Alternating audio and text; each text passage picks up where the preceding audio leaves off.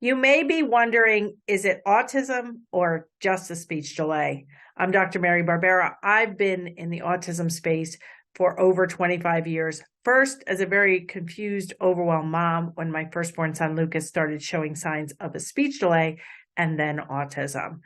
I now help parents and professionals really get started because it doesn't really matter if it's autism or just a speech delay. I'm going to tell you what you can do to take action to start to turn things around starting today.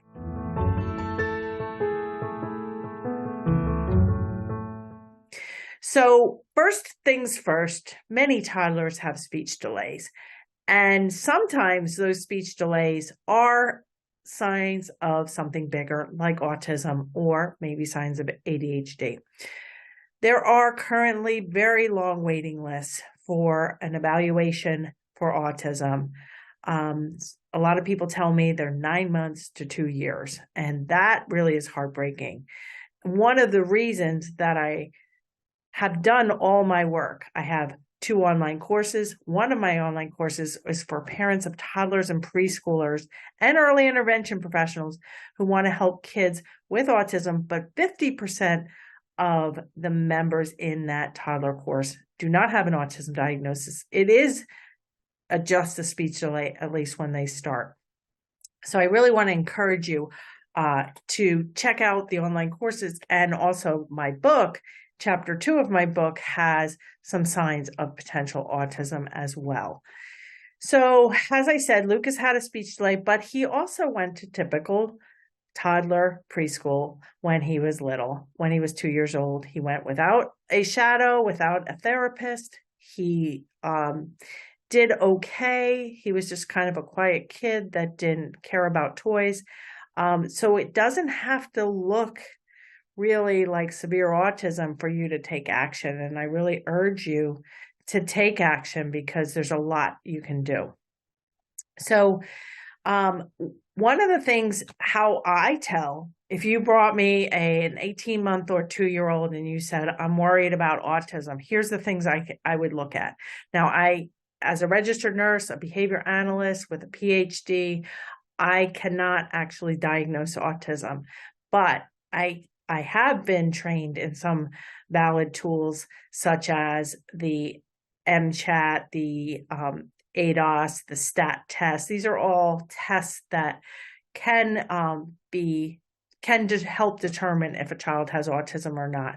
But some of the things I would look for if you brought your 18-month-old or 2-year-old to my house is I would look at, first and foremost, pointing. By 18 months of age, children should be pointing, not just once a month. They should be pointing a fair amount throughout the day. And by 2, they definitely should be pointing and developing language, putting a couple words together, talking, 50, 100 words. But even speech delay kids should be pointing. They should be pointing with their index finger, not with an open hand. And they should be pointing to indicate what they want, a cookie versus a cracker. But they also should be pointing to show you things like an airplane in the sky or bringing things to you to show you.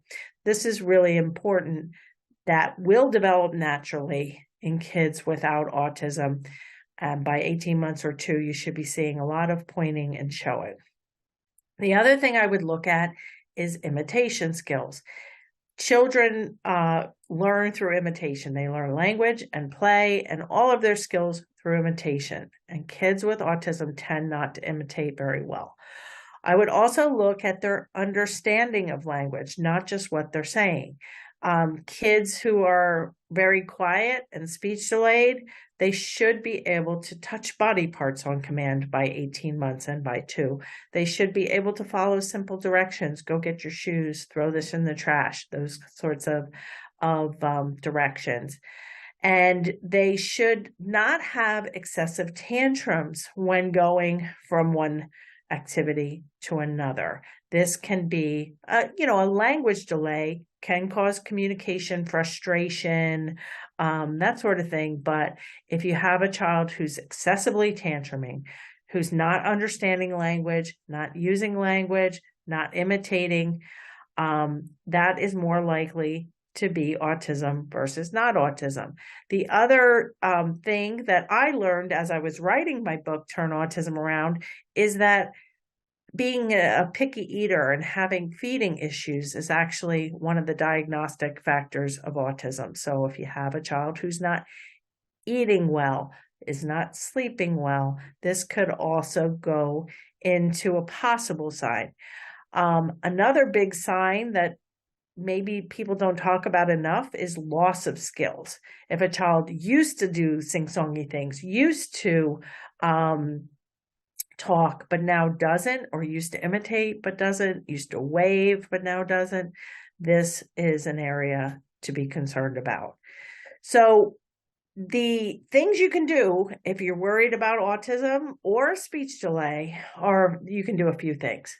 Number one is you can watch more of my videos where I talk about the CDC milestones for every age. You can search CDC Act Early website for a 15-month-old, 18-month-old, 24-month-old, and you can see what they should be doing, not just in terms of verbal language, but understanding, cognitive skills, physical skills, drinking out of an open cup, drinking out of a straw, eating with a spoon. These all are 18-month skills that should be intact. If they're not, it could be autism, it could be something else, but I would get it evaluated. So learn the CDC milestones, learn what to look for and to see if your child is delayed in those areas. Number two, I would make a sick appointment with your pediatrician, talk to the daycare provider if your child goes to daycare or preschool, see if they're showing delays there. And number three, I was learn all you can about the child-friendly Turn Autism Around approach.